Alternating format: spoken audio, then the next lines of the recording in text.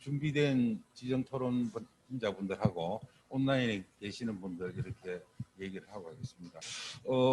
지금 모두에 나왔듯이 농민은 누구인가라는 주제가 사실은 앞으로 이 현재 그 농민청의 분포 양태나 그 성격에 대한 이야기이기도 하지만 한편으로는 요즘 이 정부 들어서 핵심 화두이기도 했지만 지금 실종 비슷하게 되고 있는 농정틀 전환에서 향후 한국 농업의 주체는 중심은 누가 되어야 될 것이냐, 뭐 이런 부분으로 바로 직결되는 부분이라고 봅니다. 그래서 어떻게 보면 아까도 얘기 나왔지만 뭐 노동, 자본, 농지 뭐 거기에 준해서 얘기를 하더라도 아까 나왔던 중심적인 얘기가 노동의 측면에서 그 생산의 주체의 측면에서 고령화나 후계 지금 농업 경영체 신고된 걸로 보면은 6% 정도가 후계가 있다고 신고되어 있지만 그건 알 수가 엄청 크죠. 경영체 등록 자체가 뭐 본인 신고에 의해서 하는 거니까 그거는 그렇게 돼 있고 특히 그 한편으로는 기술과 자본 집약적인 자본청이 그 또 중심 주체로 많이 지금 등장돼 있다는 거고요. 그게 지금 그런 면에서 이제 그 특히 영농 형태별로 보면 수도작이나 축산이나 원예 특작, 과수 분야별로 다 이게 지금 복잡하고 다 달랐어. 이런 데 대한 집중 연구가 또 필요하다는 것이 과제로 되는 것 같습니다. 한편으로는 그 아까 나왔던 그 축산이나 이런 측면이 수직 계열화가 더 가속화되고 아마 이런 부분들은 더 앞으로 가속화되지 않을까 싶고요. 그다음 자본적인 측면이 우리 식으로 얘기하면 가치 사슬 정면에서 지금 유통 대자본이나 그 식품 대기업들 그 외식자재나 유통 대자본의 우리 농업에 대한 수직적 지배 일부분이 자본의 측면에서 우세하고 지금 생협이나 공공급식 중심으로 관계 시장을 넓혀나가지만 이 양쪽 경향을 속에 지금 1헥타르 미만만 봐도 70% 되는 영지 소농들이 어떻게 그 대응할 것이냐고도 이거 연관되어 있는 거고요. 그리고 이제 마지막으로 농지 문제가 아까도 일본은 19년 통계 보면은 89%가 우리 식으로 하면 농업진흥 지역인데 우리는 한 45% 되죠. 그리고 지금 우리가 이제 교환 분합도 안 돼 있을 뿐더러 지금 정확한 실태 조사는 안 돼 있고 작년에 농특위가 4개 지역을 조사한 걸로는 현재 정부 통계로는 부재지주가 45% 정도 되지만 47% 정도 되지만 그 중에 약 한 20% 가량이 상속 정리고 그리고 아마 지금 45% 이상이 65세 이상이니까 향후 10년 내에 상속 정리에 의한 농지의 그 부분은 더 가속화될 것이다. 그래서 그런 부분이 지금 이 농민은 누구인가라는 우리 오늘 주제에 그런 몇 가지 구조적인 문제나 이런 거하고 다 지금 그것들이 집중적인 연구가 되지 않으면 아마 정확한 정책 대응이 지금 불가할 정도로 지금 난마에 얽혀 있는 부분이 있는데 사실 이거에 대해서 정부 당국이나 학계나 운동진영의 어느 곳에서도 이것을 수면 위에 지금 대대적으로 오픈시키지 않았습니다.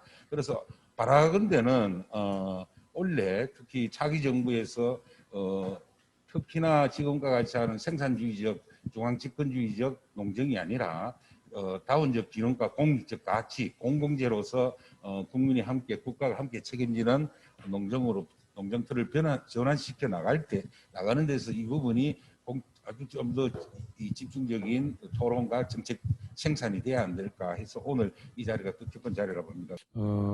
저의 경험하고는 이제 이를테면 결론이 좀 상반되는 측면이 있어갖고 이제 왜 그럴 수뿐이 없는가에 대한 생각들을 좀 해봤습니다. 먼저 이제 경험적인 말씀을 몇 가지 드리면 저희가 이제 저희는 영농법인이 2개 하고 그다음에 급식센터라는 자회사까지 해서 3개의 이제 이를테면은 생산 조직 내지는 유통 조직이 저희 한 곳에서 지금 활동을 하고 있습니다.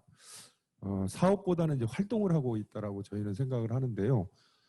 이 조직은 자본을 많이 모아갖고 주주들이 이익을 극대화시키는 그런 조직이 아니고 어떻게 하면 이제 사람들을 이 지역에 정착을 시킬 건지에 대한 기반을 잡아주는 것을 가장 큰 목표로 하는 그런 조직들이기 때문에 사실은 이제 사업적인 성공, 뭐 실패를 하면 그것도 안 되기 때문에 잘 성공을 해서 그 성과를 사람으로 남기려는 이제 그런 일들을 하고 있습니다.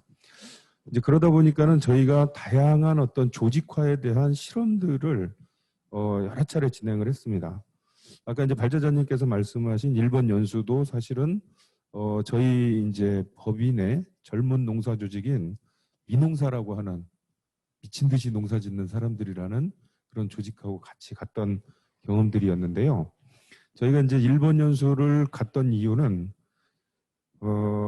도대체 이제 협업이라는 게 농업에서의 협업, 그러니까 조직화라고 하면 저희는 이제 농사에서의 협동뿐만 아니고 아주 깊고 내밀한 부분에서까지도 협동이 가능해야 진정한 조직화라는 생각을 하고 일본이 잘하고 있다라고 그러더라고요. 그래서 어떻게 잘하고 있는지 보러 가갖고 5박 6일 동안 연수를 했는데 엄청나게 실망을 하고 왔어요.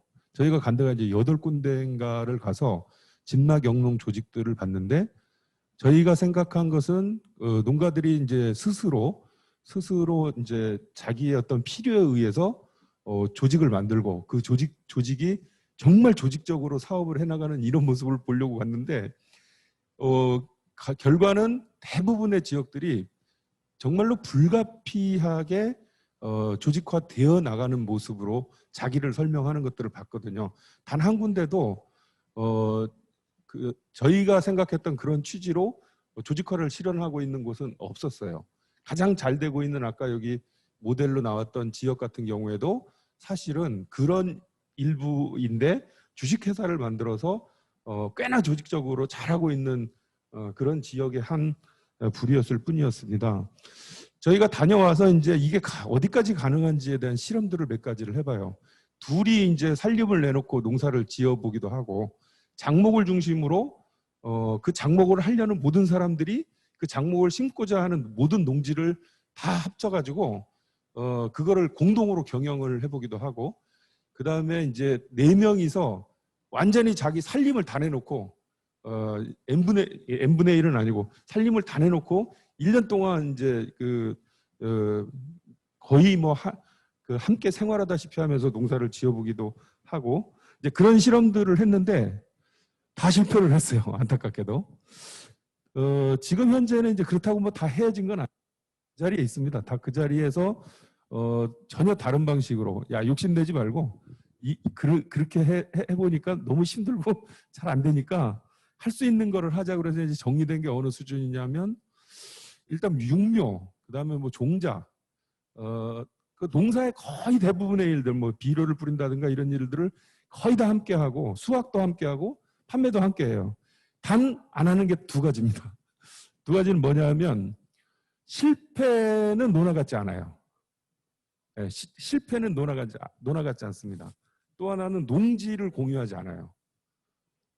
저희가 해보니까 협업에서 가장 힘든 게 뭐냐면 농사가 이렇게 확률이 굉장히 적은 게임인데 농사를 그래서 실패에 대한 책임을 개인이 지지 않으면 그것은 협동으로 극복을 할 수가 없더라. 그러니까 실패는 협동으로 지기가 굉장히 어려운 일이더라라는 것 때문에 안 된다는 것들을 좀 깨달았습니다. 그리고 농지가 왜 이렇게 안 되는지에 대해서는 저희가 이게 지금 일본 같은 경우에는 농사를 다 내놓아야 되는 상황들이지만 우리나라는 농지에 대한 경쟁이 엄청나게 치열하고 지금도 계속 농지가는 상승하고 있고 또 농지 임대료도 계속 상승하고 있는 이런 상황이고 거기에 지금 이제 직불금이라든가 이런 부분들이 그런 방향의 순기능으로 작용하는 이런 상황에서 저희 같은 조직이 농지를 집단화하고 조직화해서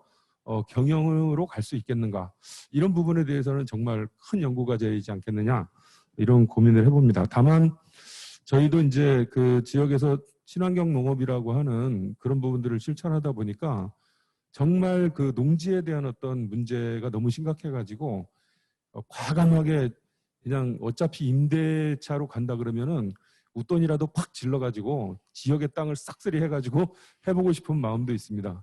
어찌됐든 저희가 과제로 생각하고 농지를 조직화하는 부분이 현재의 상황에서 어느 수준까지 가능할 것인가에 대한 연구는 해보도록 하겠습니다. 이상입니다.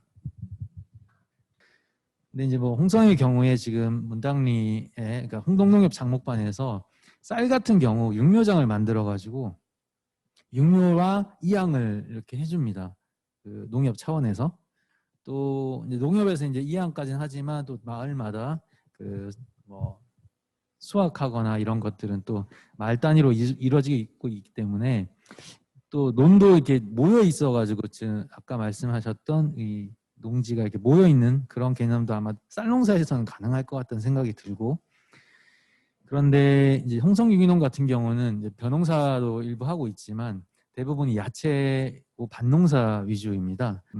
이게 좀 어려운 개념인데 저도 좀 고민을 해봐야 될 것 같습니다. 근데 저희가 지금 일부 하고 있는 것은 저장의 그러니까 공동 저장을 하고 있죠. 홍성유기농에서 사업을 받아가지고 저장 시설을 만들어서 농민들이 양배추나 이런 수매 채소를 수확을 하면 저장 창고에 넣어놓고 저희가 이제 그것을 보관해서 팔고 있는 뭐 그 정도를 하고 있다고 보고 있고요. 뭐 저희 조합원이 한 104명입니다. 올해 최근까지 들어오신 분이. 그 중에 이제 생산하시는 분, 작년 한 해 뭐 10만 원이라도 물건 내신 분이 53명이고 상위 10명의 매출이 전체 55%입니다. 그리고 2천만 원 이상 하시는 분이 21명인데 이분들의 매출을 합쳐보니까 11억 정도 돼서 저희 한 82% 정도. 그러니까 저희가 매입한 거의 기준이죠. 그래서 저희도 사실은 보면 거의 그러니까 이게 생계농이라고 할 수 있는 분은 한 21명 정도밖에 안 되는 거예요. 나머지 분들은 다른 거와 병행해서 한다고 추측을 해볼 수 있고. 근데 몇 가지 사례가 있는데 이제 그 중에 한 분이 있습니다. 저희 이사도 하셨던 분이고 밭농사를 굉장히 넓게 하시는 분이에요. 이분 같은 경우는 뭐 150마력 트랙터도 있고 큰 거가 있고 당근이나 양배추 이런 위주로 하는데 이분과 같이 좀 협업을 할 수 했던 친구들이 있습니다. 근데 같이 하다가 결국 떨어져 나가는데 이제 가장 큰 원인은 그 기계 의존성을 그분한테 너무 의존하다 보니까 기계를 한번 이제 빌려 쓰거나 하게 되면 노동력을 제공해야 되는데 거기서 그거에 이제 정확하게 이걸 어떻게 배분할 것인가, 이 노동력이 기계를 한번 쓰면 노동력을 얼만큼 제공해야 되나는 시장가가 소위 없기 때문에 그 부분에서 이제 기계가 없는 사람은 자꾸 이제 뭔가 손해를 본다는 느낌을 가지게 되는 것 같고, 그래서 그런 협업이 좀 안 됐던 것 같습니다. 그리고 또 하나는 저희 조합원 중에 그 가락동 시장에서 이렇게 그 일을 하다가 내려온 분이 있어요. 이분 같은 경우 특수 채소, 뭐 루꼴라라든지 뭐 애플민트나 이런 거를 자기 유통망을 가지고 있어서 조합원들 중에 그런 하우스를 이제 청년농부 사업을 받아서 하우스를 지은 사람들 중에 이런 걸 좀 같이 해보자라고 해서 이렇게 사람을 모아서 수확할 때 같이 가서 수확하고 그리고 그 사람이 이제 가져가서 판매하고 했는데 결국 이것도 지금 이제 좀 삐걱대고 있는 부분이 있는 게 이분이 이제 그 가져가는 단가에 대한 불만, 그게 결국 이제 유통하는 사람의 입장에서는 이 가격도 내가 손해를 본다, 충분치 않은 가격이 있는데 또 물건을 내는 사람은 이제 그 사정을 모르기 때문에 항상 그 가격에 대한 불만이 있는 것 같고, 그리고 젊은 협업농장이 있는데 저도 이제 젊은 협업농장 처음에 창업할 때 같이 했던 mem버였고, 여기 같은 경우는 생산이 절반이고 교육이 또 절반이기 때문에 이게 지금은 이제 생산을 협업하는 구조보다는 이제 교육하는 기관으로 좀 많이 갔다는 생각이 좀 듭니다. 그래서 저희도 뭐 작은 사례들은 있는데 이게 생산의 조직화라고 하는 게 정확하게 뭐 저희 영농조합 차원에서 되고 있기는 좀 어려운 상태고요. 저희가 홍성의 농민들이 뭐 얼마인지 모르겠지만 저희 조합원 104명 중에 아까 말씀드렸던 21명이 2천만 원 이상 낸다고 했잖아요. 근데 이분들의 그 생산 욕구가 굉장히 큽니다. 그러니까 말하자면 생산물을 많이 내고 싶어 하죠. 그거를 지금 저희가 내고 있는 게 홍성 학교급식이랑 그다음에 두레생협 수도권 중심으로 그리고 지역에는 로컬푸드 매장 이렇게 내고 있는데 하나만으로는 안 되는 거예요. 그래서 저희가 여러 개 바구니를 이제 담고 있는 상황인 거죠. 근데 홍성군에서 지금 지역발전투자협약이라고 하는 그 사업에 그 먹거리 종합센터 지원센터라고 하는 그 건물을 짓고 뭐 하드웨어랑 소프트웨어를 이렇게 올리는 그 사업을 지원을 받아가지고 사업을 따내가지고 지금 건물을 만들고 있는데 거기에 이제 저희도 학교급식이 내는 봉급자 그러니까 소포장업체로서 들어갈 예정입니다. 근데 그래서 어쨌든 그거를 좀 그 공공급식 영역이 좀 더 확대될 거라고 보고 있고 그거에서 좀 공적인 보조를 받아서 생산자들이 생산 단가를 좀 올려주는 것으로 해서 저희는 좀 조직을 좀 운영해 나가 농민들이 먹고 살만한 조직을 운영해 나가고자 하는 게 저희의 목표입니다. 작년까지는 부여군 농업회의소 설립 추진단 사무장을 했어요. 그래서 농민들의 의견들을 들으러 각 면마다 돌아다녔죠. 농업은 생산 수단과 생산 주체가 있는데 생산 주체들은 나이가 많고 적음을 떠나서 농사를 지으려고 하는 그런 것은 강하더라고요. 들어보니까. 그래서 농민들을 돌아다니면서 첫 번째로 나온 얘기가 노동력이 부족하다. 이 얘기를 제일 많이 들었습니다. 그리고 저희가 그 미스트롯 같이 순위 뽑기를 했더니 그게 상당히 1등 먹더라고요. 그만큼 노동력이 부족하다는 얘기를 많이 했고 이분들이 노동력이 부족하다고 했던 얘기 중에 하나는 농사를 짓고 싶은데 일손이 부족해서 못 짓는다는 얘기를 실제로 하는 겁니다. 그래서 많은 부분에 생산을 하는 데 있어서 부족한 부분이 생산하는 수단인 노동력이 부족하다 이런 얘기를 많이 하셨고요. 저희 부여는 70% 이상이 65세 이상의 어른들입니다. 그래서 이분들이 부족한 인력은 무엇일까 이런 고민을 좀 했는데요. 이분들은 두 가지가 부족하더라고요. 젊은 농사꾼들, 대농들, 규모화되신 분들은 자기 농장에 와서 일할 사람이 부족한 거예요. 그 연세가 조금 더 위에 있는 분들은 기계 작업을 해줄 인력이 부족하고 그 다음에 내가 생산한 농산물을 유통하는 데 갖다 줄 인력이 부족하다 이렇게 판단이 되더라고요. 그래서 저희는 지역에서 그 조직하는데 한 가지는 동네마다 그 로컬 푸드 매장에 물건을 내는 사람들이 있어요. 이분들이 있는데 이분들은 젊고 운전 능력이 되는 분들인데 이분을 중심으로 해서 5명 정도 조직하면 거기에 인력을 공부하는 형태의 것들을 지원하는 형태의 것들을 좀 만들어 보자 이렇게 좀 제안을 했고 코로나 시대에 그게 많이 도움이 될 거다 이런 생각들을 많이 했습니다. 또한 저는 농사를 어떤 농사를 짓냐면 채소 농사를 하는데 판매를 딱 3가지로 합니다. 하나는 한살림에 출하를 하고요. 70%는 한살림, 29%는 학교 급식이 포함된 이렇게 그 대형 유통업체 여기에 포함하고 있고요. 1%는 로컬푸드로 내고 있습니다. 로컬푸드는 로컬푸드 매장에 내는 게 아니고 내가 서부여 농협조합원인데 조합의 하나로마트 그다음에 가까운 상가의 식당 이렇게들 내고 있는데 저희 각시가 제일 좋아하는 것은 로컬푸드에 내는 걸 제일 좋아합니다. 왜냐하면 박스도 돌려받을 수 있죠. 그 다음에 정해진 가격에 낼 수 있죠. 유통비용이 안 들죠. 제일 좋아합니다. 그 다음 좋아하는 방식은 학교 급식에 내는 걸 좋아합니다. 소포장을 우리가 직접 안 하니까 갖다 줘서. 그 다음에 3번째로 좋아하는 방식이 한살림이 안정적이고 많은 양을 할 수 있지만 소포장을 해야 하기 때문에 농민들이 어려움을 겪고 있습니다. 그래서 실제로 그 농협을 통해서 출하하거나 이러지는 않더라도 지역에 있는 농민들이 자기가 생산한 물건을 가까이에 파는 것들에 대해서 상당한 도움이 된다고 생각을 하고 있는데 실제로 구조적인 것들이 안 맞는 좀 인해서 어려움이 있습니다. 또한 로컬에 만들어진 거나 그쪽에서 활성화된 그 지역의 농민들이 하는 농산물들은 실제로 외부에 나갈 때도 인기가 좋습니다. 왜냐하면 보통 학교 급식이나 이런 데 유통하는 분들은 어떻게 하냐면 지역에 물건이 없으면 다른 데서 사다가 이윤을 붙여서 팔아버리거든요. 근데 그렇지 않은 농산물이기 때문에 안전성이나 이런 것들이 도움이 되기 때문에 상당히 되고 있고 지역의 생산 주체인 농민들이 젊거나 나이 드시거나 다들 농사를 지으려고 하는 의욕들이 있으시고 다 하는데 거기에 해당되는 합당한 필요한 것들이 지원이 돼야 된다고 생각을 합니다. 그게 다른 분들은 뭐 시설이나 돈이다 이렇게 얘기를 하는데요. 저희가 보기로는 그런 내용이 아니고 실제로 필요한 것들에 대한 농민들의 의사를 반영해서 그걸 반영하면 되는 겁니다.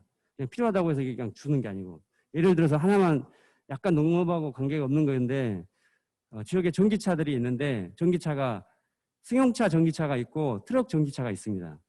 근데 저희 지역에 승용차는 50대가 나왔는데 미달이고 트럭은 7대가 나오는데 경쟁률이 10대 1입니다. 농업의 정책 방향을 정할 때 농민들의 의견을 반영하는 내용으로 해서 그게 반영이 됐다고 한다면 실제로 트럭을 7대가 아니라 한 30대 정도 하고 승용차를 한 30대 했으면 되지 않겠습니까? 근데 생산 주체인 농민들은 농사를 짓고 싶고 실어다 줄 인력과 로타리를 치거나 관리기를 하는 이런 작업이 필요한 것들에 대한 요구가 있어도 안 됩니다.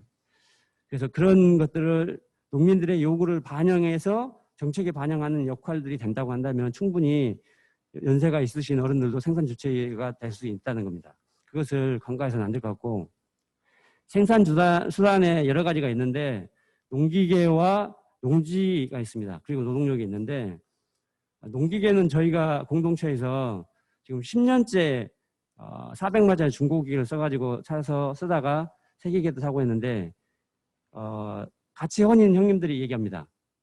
같이 쓰는 농기계 사업이 제일 많이 남더라.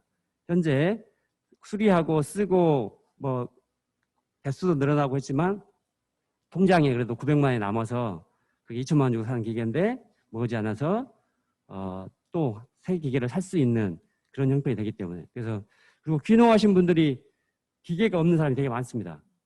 근데 오자마자 운전하는 것도 가르칩니다. 그리고 고장에 대한 부담도 없습니다. 그래서 누구나가 다 기계를 같이 사용하고 할 수 있게끔 그렇게 구조를 열어놔서 인기가 좋고, 농지에 대한 부분은 저희는 뭐 유기농을 해서 그런 게 아니라 아니 질땅이고 깊은 곳에 있고 물대기 좋으면 논농사를 지어야 되고 높고 모래땅인 곳에 밭농사를 지어야 하는 게 당연합니다. 근데 우리는 농사가 단작화되어 있다 보니까 생강농사를 짓는 사람이 계속 생강을 지어야 된다고 한다면 땅을 이동해 가면서 농사를 지어야 합니다. 하지만 공동체나 지역 단위로 묶인 데에서 토지를 개인이 사고 개인의 농사만 짓는 형태가 아니고 그것을 할 수 있다고 한다면 참 좋을 것 같습니다.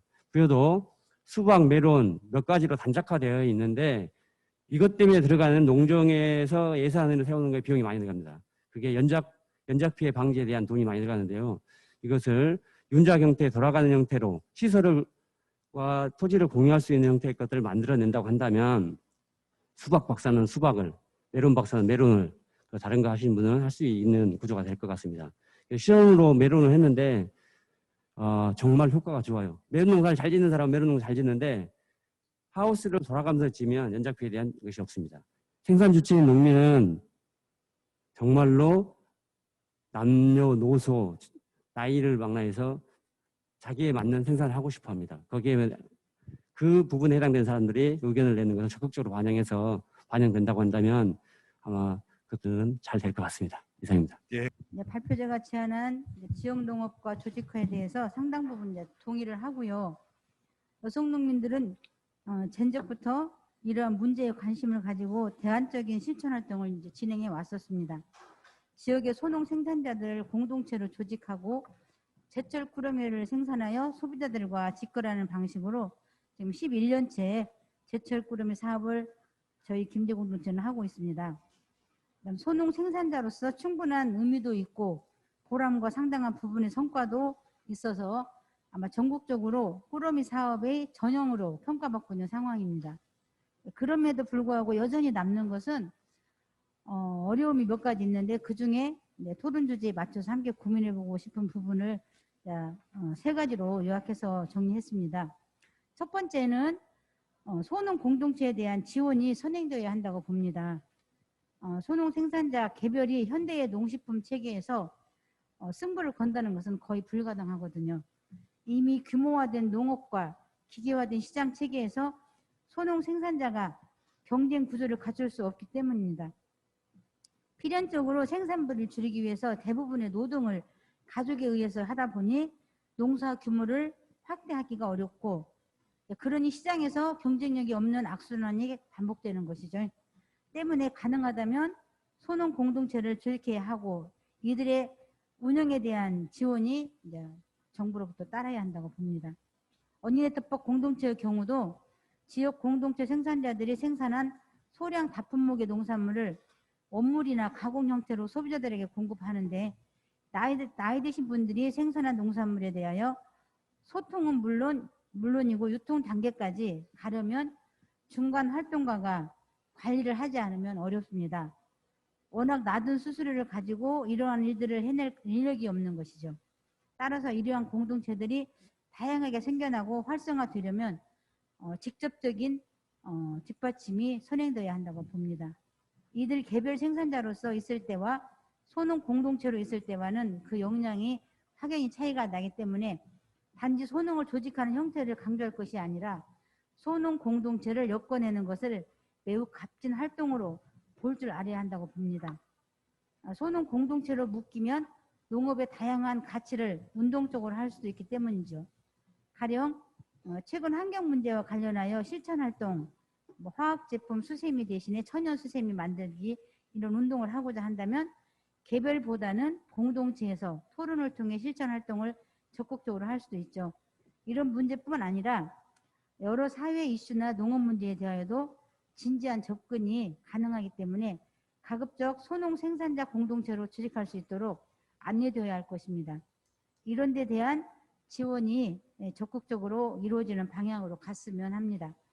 두 번째로 소규모 공동체에 대한 파트너십이 꼭 필요합니다.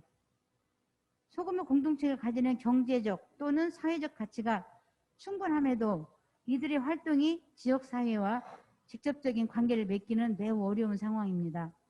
오늘날 여러 지자체에서 여러 가지 형태의 농산물 상품, 임산부 꾸러미, 먹거리 취약계층 반찬 꾸러미 등을 요구하지만 정작 소규모 공동체는 이런 곳에 접근하기가 어렵다는 것이죠. 수량도 적고 직접 MOU를 체결할 수 있는 조건도 못 되고 이러다 보니 현재 여러 지원 조건에 부합하지 못해 접근할 수 없는 것이 많습니다. 때문에 우리 소규모 공동체들이 대안적인 먹거리 정책, 현재 지금 지역마다 푸드 플랜이 많이 이제 조직화되고 있지만 이런 곳에서 결합할 수 있도록 정책적 고려가 필요하다 생각합니다. 로컬 푸드 운동에서 더 나아가 푸드 플랜이 지자체마다 수립되지만 이미 이러한 활동을 하고 있는 소규모 공동체는 정책에서 벗어나 있는 문제를 관심 있게 지켜봐야 할 것이라고 봅니다. 세 번째로 소규모 농식품 가공에 대한 법적 허용이 전제되어야 한다고 봅니다. 발제자께서 자료에 보면 18쪽에도 나와 있지만 소비자와의 직거래 활동에서 가장 벽으로 느껴지는 것은 우리 소규모 농식품 가공에 대한 법적 제한입니다. 소비자들은 완제품들을 많이 요구하는데 실질적으로 이런 완제품을 꾸러미에 넣기에는 불법이죠. 이런 곳에서 현재의 법은 기업인들에게 적용할 수 있는 법으로서 개별이나 소규모 공동체가 접근할 수 없다는 게 좀 안타까운 현실입니다. 생산과 가공을 대규모로 하기는 쉽지 않습니다. 둘 다 전업을 해도 시원찮을 판국에 이 두 가지를 규모 있게 진행하려면 웬만한 사업체로 성장하지 않고는 접근하기가 어렵습니다. 그러므로 소농의 가치가 인정되고 더군다나 이들의 농업 경영 방식이 새롭게 주목된다고 한다면 반드시 뒤따라야 하는 법 제도가 바로 이러한 부분이라고 봅니다. 이러한 법적 허용은 소농의 농산물에 대한 부가가치도 높여지겠지만 더불어서 전통적인 먹거리가 보다 풍성하게 사회에 제공될 수 있다고 봅니다. 따라서 지역 농업 활성화나 소농 생산자들의 새로운 역점을 둔다면 보다 적극적인 법 제도 보완이 시급한 실정이라고 봅니다. 또 여기서 덧붙이자고 보면 지금 공동체에 저같이 제가 지금 올해 60인데요. 50대 후반의 생산자부터 시작해서 80대 고령농까지 지역 공동체 생산자들이 꾸려져 있는데 여기에 어떤 지자체에서 사업을 지원받거나 아니면 심지어 박스를 지원받는다 하더라도 사업 계획서를 저희들이 도와주지 않으면 직접 소농들이 뭔가를 써서 지자체의 도움을 받을 수 있는 상황이 못 된다는 거죠. 그래서 저희는 지자체에 항상 좀 요구하는 게 이런 작은 소규모 공동체들이 활성화될 수 있도록 인력이라든가 아니면 일자리 사업으로 좀 사업 계획서를 쓸 수 있는 이런 인력 지원들이 파트너십으로 같이 돼 있으면 지역 소농 공동체들이 많이 활성화될 거라고 저는 생각이 들고요. 이런 소농들이 살아갈 수 있는 가장 기본적인 틀이 아까 말한 것처럼 법적으로, 제도적으로 아니면 경제적으로 지원이 절실하게 필요하다는 거를 여러 루트를 통해서 저희들이 강조를 하지만 어떤 곳에서도 이런 법적, 지도적으로 안정적으로 소농들이 살아갈 수 있는 제도적인 보완이 없다는 게 제일 좀 현실적으로 아쉽습니다. 최근에 농정신문에서 제가 본 거 보면은 우리 서교 변호사님이 쓴 내용이 있더라고요.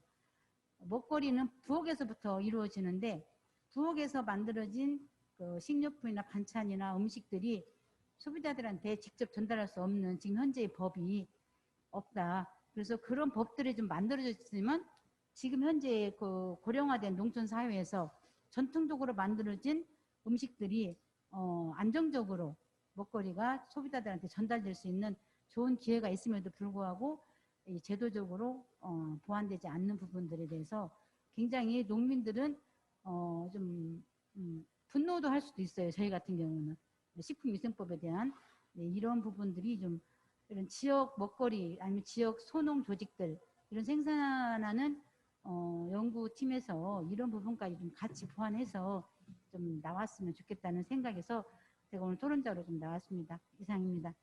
익산 영흥에서 토종씨앗 채종포를 3년차 운영을 하고 있습니다. 그러니까 2016년도에 전라북도에서 토종씨앗 원 제목이 토종 종자 작물 보존에 관련된 조례예요. 그 조례를 만들어서 10년 만에 통과를 시켰습니다. 이 조례를 내놓은 지 10년 만에 통과를 시켜서 처음에 이제 관에서는 되게 관심도 없었고 이걸 또 왜 해야 되냐 막 이런 싸움을 하는 끝에 겨우 2010년에 통과를 해서 예산을 겨우 만들어서 한 곳이 운영을 했었어요. 그게 고창이었는데 고창에서 지금 굉장히 활발하게 하고 있습니다. 고창 같은 경우는 벼, 그다음에 찹쌀 뭐 이런 곡물 중심으로 토종 채종포가 운영되고 있고요. 익산하고 김제가 여성 농민들이 주로 하고 있기 때문에 소규모 50 저희는 한 50여 종의 토종 작물 종자들을 생산해내고 있습니다. 그리고 이제 전라북도 차원에서는 총 그렇게 저희까지 포함해서 5군데가 지역과 결합을 해서 채종포 사업을 하고 있는데 익산의 사례만 간단하게 말씀을 드릴게요. 이게 저희가 처음에 채종포 사업을 하자라고 여성 농민들하고 얘기했을 때 여성 농민들은 기존에 이제 관행농을 주로 하셨고 지금도 이제 익산 같은 경우는 하우스를 하시는 분들이 굉장히 많으세요. 그래서 하우스는 알다시피 1년 12달 농업이 쉬는 날이 없습니다. 쉬는 날이 없다 보니까 익산은 주로 이제 메론, 수박, 방울토마토, 상추 뭐 이런 종류의 주작물들이 많아요. 이제 그러다 보니까 하우스에서 거의 나올 수가 없고 그래서 토종 작물을 도대체 왜 해야 되느냐라는 이런 이야기가 많았습니다. 그럼에도 불구하고 어쨌든 한 10명 정도가 조직이 돼서 처음에 이제 토종 작물 생산을 했는데 좋은 의도가 있었죠. 좋은 의도가 있었다라는 그런 측면만 갖고 봉사활동으로 시작을 했어요. 그런데 1년이 딱 지나고 나니까 다들 나가 떨어졌어요.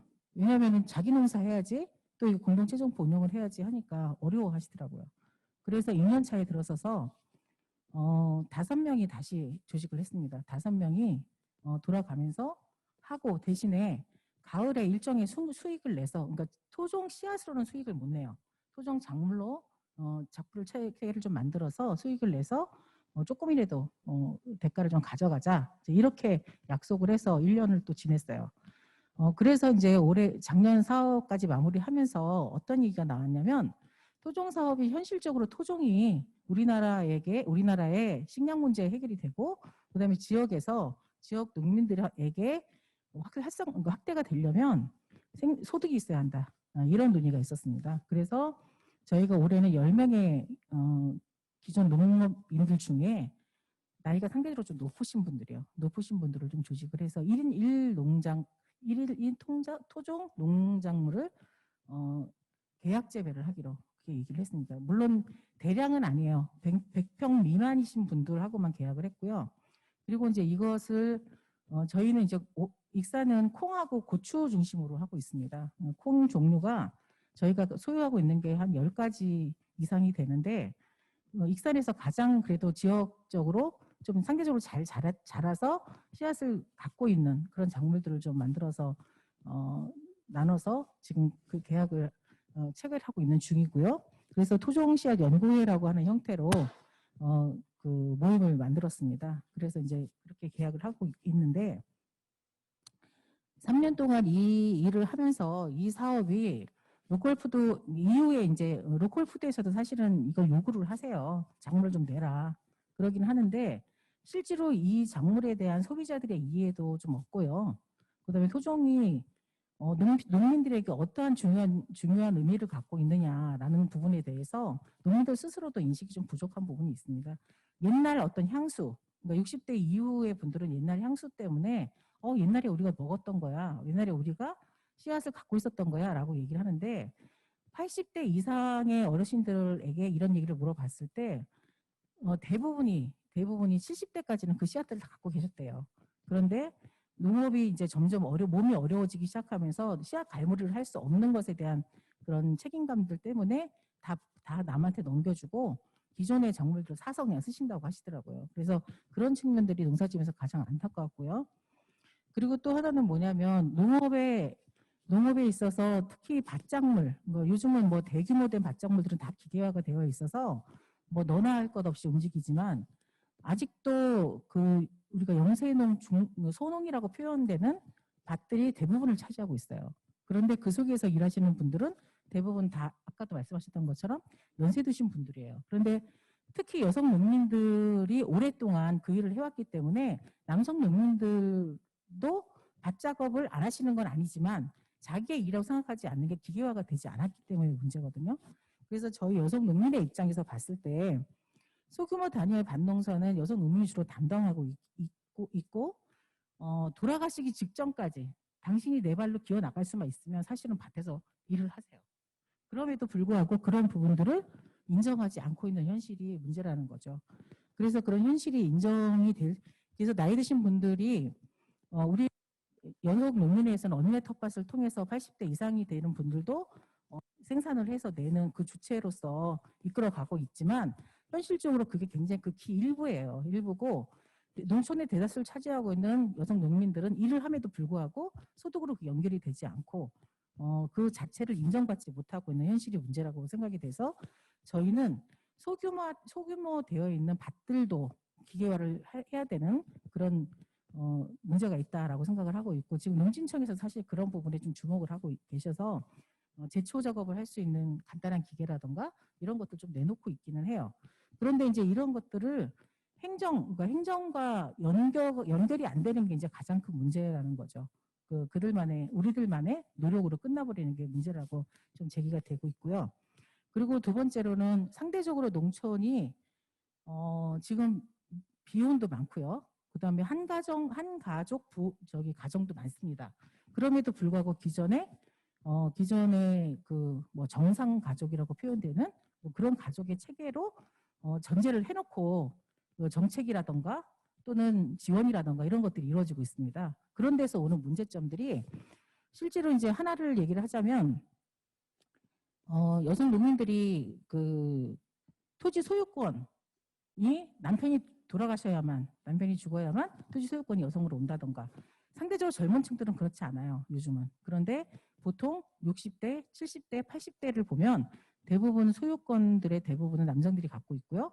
그리고 요즘에 그런 문제 제기를 해서 바뀐 것 중에 하나가 뭐냐면 가족 공동 경영체에서 공동 경영체의 문제예요. 최근에 바뀌었어요. 최근에 여성들도 이걸 할 수 있는데 작년까지만 해도 남편이 동의하지 않으면 공동 경영체를 등록할 수가 없었어요. 근데 그것을 저희가 싸워서 어쨌든 올해부터는 남편의 허가가 없어도 공동 경영체 등록이 가능한 그런 형태로 바뀌긴 했지만 그것을 알고 있는 사람들이 많지 않다라는 거죠. 그러니까 이런 얘기를 드리는 이유는 뭐냐면 농촌에서의 사회적 지위가 남녀가 모두 좀 비슷해야 정책적인 측면이나 이런 부분에 좀 가깝게 다가갈 수 있고, 그래서 여성들이 사실은 농촌에 고령화된 여성들이 사실 더 많아요.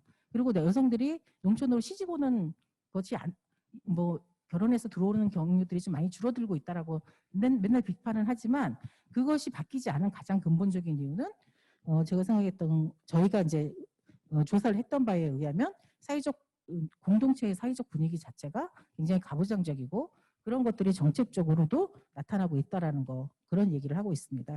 그래서 그런 부분, 네, 그런 부분이 좀 바뀌었으면 좋겠다라는 생각이 들고 있고요.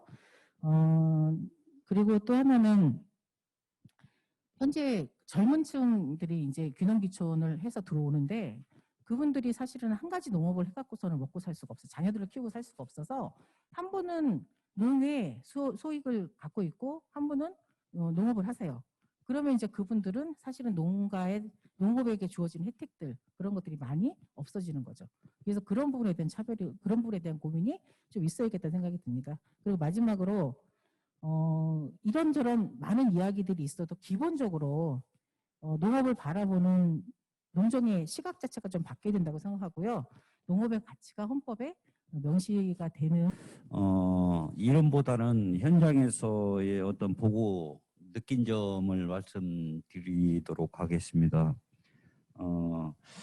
첫 번째로 농민의 근본이 무엇인가, 지금 농민이 어디까지 농민인가에 대해서 요즘 굉장히 혼란스럽습니다. 혼동이 되고 이 정체성이 없어지는 것 같습니다. 농민이라는 이 직업이 너무나 심각한 상황이 아닌가 생각이 듭니다. 우리 농지가 투기의 대상이 되고 가진 자들, 있는 자들, 정치인들에 의해서 이 쪼개지고 부서지고 그렇습니다. 이게 어디로, 우주로 가야 되나 하는 생각도 가끔 한번 해봅니다. 요즘 화성 가서 산다는 분들도 많이 계신데 한국을 떠나야 될 것 같습니다. 이런 식으로 간다고 하면. 그런 차원에서 농토는 어떤 기본적으로 공익적 가치, 어떤 뭐 공공의 어떤 가치를 따져야 되는데 그런 게 전혀 무시되고 있는 상황이 아닌가 그런 생각을 합니다. 어쨌든 우리 농지는 우리가 보존해야 되지 않습니까? 그래서 서로 간에 단합되고 화합된 모습으로 가야 되지 않나 그런 생각을 합니다. 두 번째로는 우리 친환경 이 생산자 조직 관련해서 잠깐 말씀드리겠습니다. 익산 함나 친환경 작목반은 2002년도에 설립이 되었습니다. 그래서 지금 현재는 세계마을 전체를 플러스해서 함남면의 3분의 1 정도가 전체가 다 친환경 농업을 하고 있습니다. 230헥 다 되고요. 지금 생산은 한 1,500톤에서 1,800톤 사이로 생산이 되고 있고 전량 다 아이콥 생협으로 납품이 되고 있습니다. 없어서 못 팝니다, 사실. 그런 측면에서 벼, 보리, 밀 등 각종 땅콩, 뭐 참깨, 들깨 모든 걸 다 취급을 하고 있습니다. 그렇게 가르라고 해도 갈지 않습니다. 어쨌든 생협 자연드림 매장으로 이렇게 출하를 하고 있고요. 지역 주민들 간의 어떤 농민들 간의 신뢰, 믿음 이런 것들이 가장 작목반에서는 중요할 것 같습니다. 그 본질이 흐트러지면은 절대 같이 갈 수가 없습니다. 각 마을에서 3개 마을이 전체가 다 하고 있는데 이게 거진 한 20년 동안 해온 사업입니다. 그래서 지금은 조금 정착이 돼 있고 질적 향상을 위해서 우리도 꾸준히 노력을 하고 있는 상황입니다.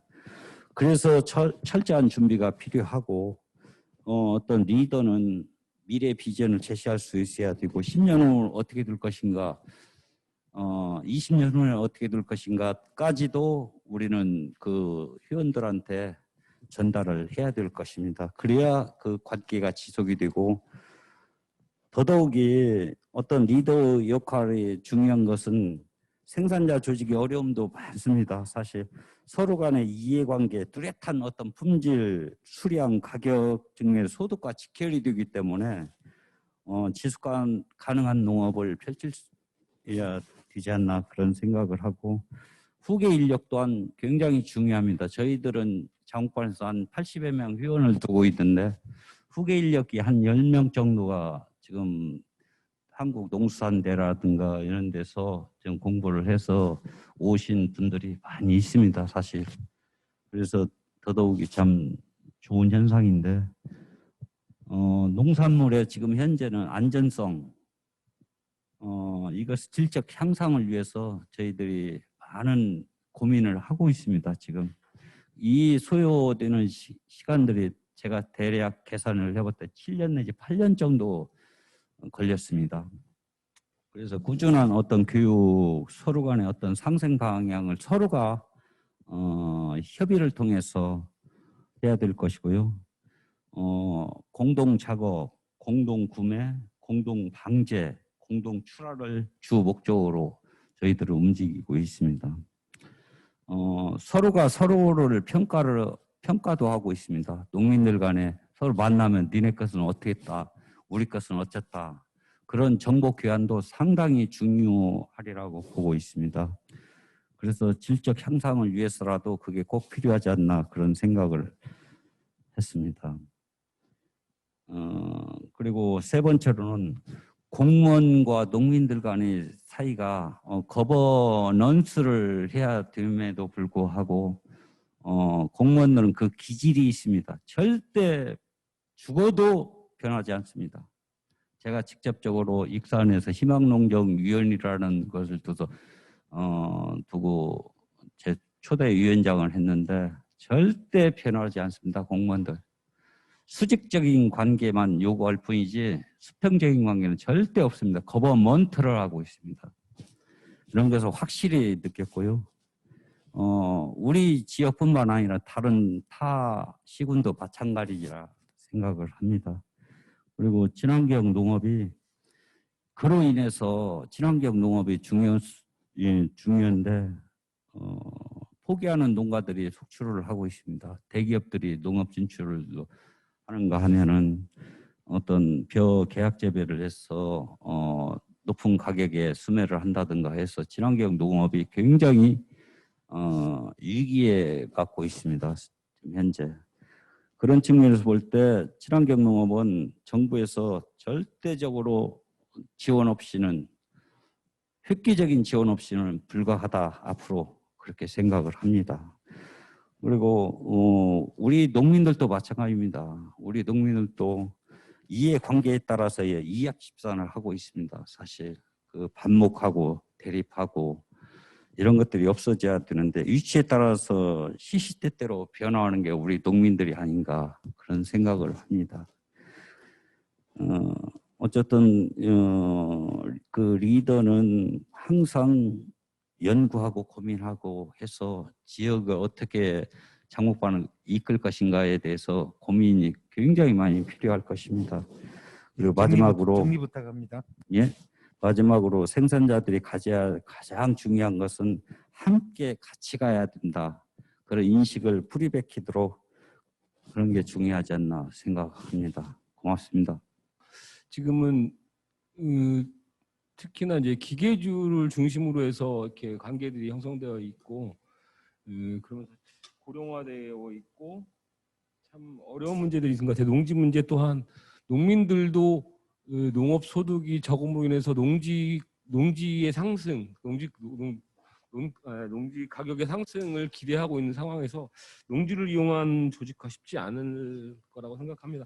어쨌든 지금 나타나고 있는 모습 속에서 실제로 생산자 조직화에서 그래도 긍정적으로 로컬푸드 학교급식 이렇게 이어지는 푸드 플랜 속에서 실제로 거기에 출발은 소농, 가정농을 중심으로 하겠다. 그리고 그렇게 조직하는 것이 맞다라고 하지만 현실적으로 나타나는 모습 보면 중농 이상들이 오히려 하나의 또 판매처로서 자리 잡는 거 보면 좀 안타까운 현실이 있다는 생각이 들면서 지역별로 지금 푸드 플랜이 계획되고 있는데 거기에 상당히 촘촘하게 가정농, 소농들이 할 수 있는 시스템을 만들어내는 게 되게 중요하겠다는 생각이 좀 많이 들고요.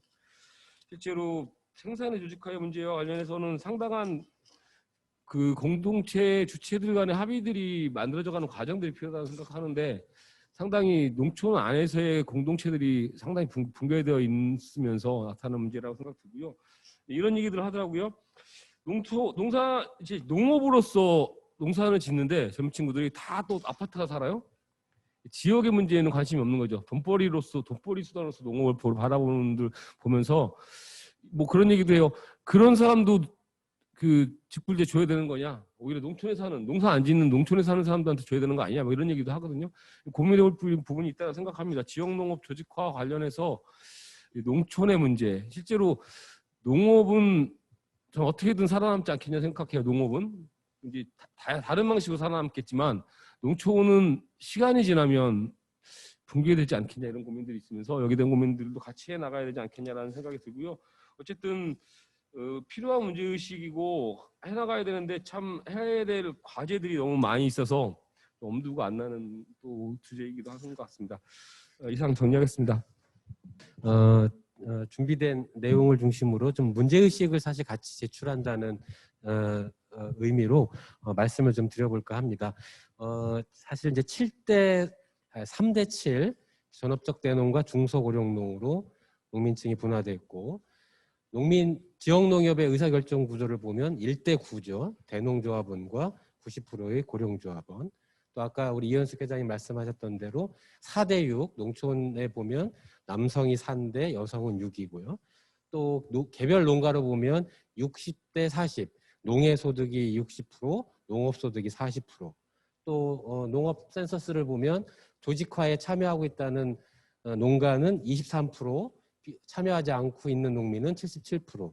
이러한 현실에서 질문을 좀 드려보면 중소농은 생산 주체로 성장하였는가? 그러니까 우리가 로컬 푸드 방식으로 대안적 주체를 쭉 방식을 만들어 왔지만 농협 중심의 산지유통 조직화에 버금갈 영역으로 커져가고 있는가? 질문입니다. 두 번째로 여성 농민은 생산의 주체로 위치가 올라가고 있는가? 세 번째로 청년 농업인은 생산의 후계 인력이 될 수 있는가? 네 번째로 농업 소득만으로 농가의 가계 경제 유지가 가능한가? 아까 말씀드린 생산자 조직에 얼마나 참여하고 있는가? 이러한 현실에서 사실 우리 농정의 의사결정 구조가 결정이 되는데 상당히 왜곡되고 있다. 이 왜곡된 문제를 견제할 구조적 장치가 있는가? 없다고 하면 새로운 주체를 우리가 형성해 나가는 논의를 더 진공적으로 해갈 필요는 있지 않는가. 사실 이런 고민이 평소에 쭉 들었습니다. 조경 원장님 발제 자료에서 사례로 들었던 그동안 지역농업 조직화의 주요 내용은 사실 유통의 조직화, 특화작물, 마을영농 등등이 자본에 대한 주도성과 교섭력을 생산자가 어떻게 강화해 나갈 것이냐의 관점에서 이루어져 왔다고 저는 판단을 합니다. 이것을 물의 흐름을 위에서 아래로 놓고 보면 상류인 농업이 하류인 제조, 가공, 유통, 판매까지 우리가 스스로 통제하에 나가기 위한 그러한 대응책으로 우리가 그동안 다양한 사례들이 시도되어져 왔다라는 생각이 듭니다. 저는 하서 미래쌀 영농조합법인의 사례에서 많은 것을 보게 되는데요. 생산자 조직은 현실에 대응해서 자기의 필요와 지역사회 수요에 대응해서 분명히 진화하고 분화하고 있다라는 얘기입니다. 젊은 협업 농장도 바로 그러한 측면이고요. 그래서 우리가 생산의 조직화가 곧 소비의 조직화로 이어진다고 하는 기계적 경로를 우리는 사례에서 좀 경계해야 될 필요가 있지 않을까 이런 생각이 듭니다. 그래서 오히려 자원을 조직화해서 주체를 조직화할 것인가라고 하기보다는 주체를 중심으로 자원을 조직화하고 앞서서 유재음 대표님 말씀하셨던 것처럼 자원의 조직화를 담당할 이런 인력을 어떻게 현실적으로 육성해 나갈 것이냐가 새로운 지역농업 조직화의 키워드가 아닐까 이런 생각을 해봅니다. 그래서 저는 우리 지역농업의 범위도 생산을 중심으로 예를 들어서 가공, 유통, 체험, 판매, 교육 뭐 등등 복지, 의료, 돌봄까지 이른바 다기능 농업이 이루어지는 공간 영역으로 지역 농업의 범위를 그렇게 놓고 이 안에서 조직화에 대한 방식을 전통적인 생산자 조직, 예를 들어서 장목반, 공선회, 영농조합법인, 농업회사법인 이러한 생산자 조직을 한 축에 놓고 변화된 형태의 이런 다기능 조직화의 형태인, 예를 들면 우리 협동조합 기본법에 따른 협동조합, 뭐 사회적 기업, 마을 기업, 마을의 사단법인, 또 다양한 형태의 정책 사업으로 추진되고 있는 주체, 이런 것을 저는 통칭해서 다기능 다기능 조직으로 놓고 이 안에서 활동의 방식도 농업자원 결합의 조직화라기보다는 우리가 그동안 사례에서 놓고 봤었던 부가가치의 구조를 조직화를 통해서 어떻게 상류인 농업으로 지역으로 이렇게 치환시켜 낼 것이냐, 뭐 이러한 관점에서 논의가 보다 더 이어졌으면 좋겠다고 생각을 합니다. 이렇게 놓고 본다면 주체에 대한 논의는 크게 우리가 얘기했었던 농업 후계자, 여기는 개별 농가부터 생산자 조직으로 넘어가고요. 또 하나는 홍성의 사례처럼 농촌 후계자, 그래서 귀농귀촌자까지 포함해서 비농업인까지 포함해서 이 안에 또 다양한 형태의 사회적 경제조직까지 포함한 농촌 후계자에 대한 논의, 또 하나는 우리가 로컬푸드 공동체 지원농업 사례에서 봤었던 이른바 소비 후원자, 이런 조직화된 소비자, 이렇게 주체를 좀 놓고 논의를 해갔으면 좋겠다라는 생각을 합니다. 맞는 마무리 말씀입니다. 오늘 주제를 통해서 저는 이런 생각을 했습니다. 기본이 다시 무엇인가를 살펴봐야 되겠다. 그래서 우리 사회의 기본은 무엇이냐? 위기 시대에 우리 사회가 전환해 나갈 전환 사회의 방향을 많은 연구자들은, 전문가들은 회복력으로 보는데, 이 회복력을 갖춘 영역이 바로 농업, 농촌, 농민이다. 저는 이렇게 강조하고 싶고요. 두 번째로 농업, 농촌, 농민의 기본은 과연 무엇이냐? 생산의 구조, 토지의 문제, 노동, 자본, 농민의 정체는 뭐냐, 지위는 뭐냐, 뭐 등등 이 같이 좀 더 추가 논의가 필요하겠다 생각을 합니다. 한 가지 우리가 그러한 논의에서 조금 경계했으면 하는 바람은, 국가 차원의 이런 뭐 기본 내용은 분명히 영역화가 가능한데 지역사회에서 논의할 때는 그것이 이렇게 영역으로 딱딱 구분되지 않음을 우리가 유념하면서 기본적으로 중충적이고 통합적인 관점에서 앞으로의 농업, 농촌, 농민의 기본이 무엇인지가 논의되었으면 좋겠습니다. 우리 박진도 이사장님 말씀처럼 3초, 삼농의 현실, 이 책 서두에 나와 있는데요. 그러한 현실 속에서 위기의 탈출구 기본에서 시작했으면 하는 바람입니다. 이상입니다. 앞에서 아주 이렇게 실제 활동을 하고 계신 분들이 주로 나오셔서 말씀을 해주셔서 제가 아주 여러 가지 내용을 많이 배웠고요.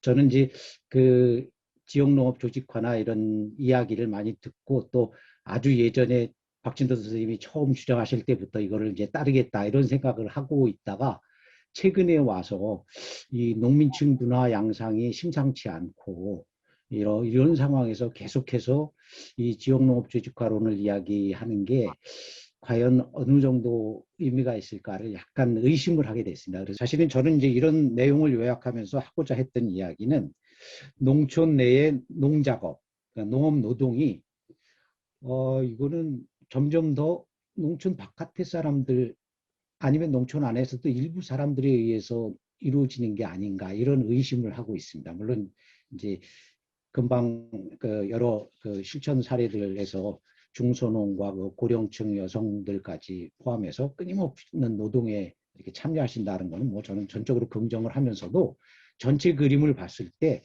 어쨌든 기계노동이 지배해 나가는 현상에서 특히 벼농사 같은 경우는 완전히 다른 식으로 진행이 되고 있는 게 아닌가, 이런 의구심을 갖고 있고요. 그런 배경에서 이제 조직화 방향과 관련해서 제가 약간 좀 딴소리를 드리겠습니다. 최근에 들어와서 이상하게도 이런 줌이나 어디에 참여하더라도 대부분 지속 가능한 농업이라는 말씀들을 하시더라고요. 그래서 저는 이게 되게 좋은 말이라고 생각을 했는데, 모두가 이런 말씀을 하시니까 이거 틀린 것 같다, 이런 생각이 들었어요. 제가 소수자 연구를 하는데 모든 사람이 얘기를 하면 그건 틀린 얘기가 되거든요, 대부분. 일단 지속 가능한 농업이라는 이념은 저는 찬성을 합니다. 그런데 전체 농업을 두고 현실에서 실제로 지속 가능한 농업으로 이루어지고 있는가? 아니라고 봅니다.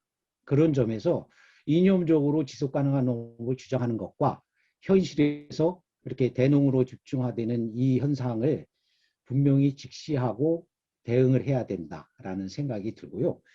그런 점에서 특히 축산과 벼농사에서 이렇게 대농화되고 이 대농들이 자본화되는 양상까지 나타나고 있는 이 실태 속에서 중소농의 어떤 이 이념적인 강조로만 이게 문제가 풀릴 것인가?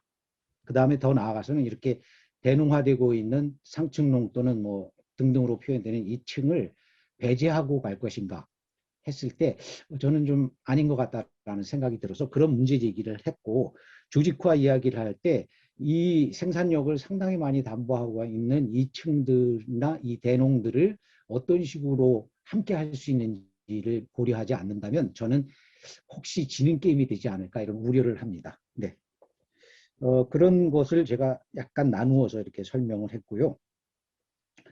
두 번째도 그러면 왜 그런가라고 했을 때 그런 그 대농으로 집중된 그런 농업 생산자들이 상당한 정도의 생산력을 담보하고 있지 않을까라는 이제 생각을 해봤고, 그런 부분을 소농들이 결집해서 만들어낼 수도 있지만 그것은 그거대로 따로따로는 갈 수 있는데 제 생각에는 이런 집중화되는 경향이 우세하지 않은가라는 우려 때문에 이념적으로는 저도 지지하지만 실태 속에서 현실을 이런 이념으로만 얘기해가지고는 좀 곤란할 것 같다라는 그런 생각을 해서 이런 생각을 해봤습니다. 그리고 조금 자세하게 뭐 내용은 말씀은 안 드렸지만 어쨌든 농촌 내에 이런 식으로 자본이 투입되고 자본이 직접 개입하기도 하면서 그 수직적인 관계가 상당히 공고화되고 있는데 이런 것들을 어떤 식으로 변형 내지는 해체 또는 재결합시키는가 얘기 없이 소농들끼리 잘 모여서 하자. 이거는 저는 낭만적인 접근이라고 생각을 합니다. 크게 봐서. 죄송합니다. 제가 너무 거창하게 말씀을 드려서. 그러면 이 대농이라고 이야기되는 이 부분에 대해서는 여러 가지 아직 그 실체를 밝히기도 힘들고 이야기하기도 힘들지만 저는 여기에서 그래서 뭐 이런저런 생각을 그냥 던져봤습니다. 어쨌든 이게 조만간 곧 문제가 되고 쟁점이 될 만한 사안이 아닌가라는 생각을 해봤습니다. 그래서 농업 내부에서 성장한 이 대농이 정말 자본화될 수 있는지, 또 외부 자본과는 어떻게 경쟁력이 있는지, 정말 외부 자본보다 더 기능이 있는지, 또 농업 정책이 과연 이렇게 자본화되고 있는 이 부분에서 어디까지를 농민으로 규정하고 지원하고 지지할 것인지 등등 이런 것들에 대한 논의를 지역농업 조직화에서 반드시 끌어들여서 이야기를 해야 되지 않을까라는 생각이 들었습니다. 그래서 너무 가족농, 소농 저는 이념으로서는 좋지만 현실에서 이런 얘기로 방향을 틀어가는 건 저는 조금 지는 게임이 아닌가라는 아주 위험한 생각을 해봤습니다. 네, 여기까지입니다.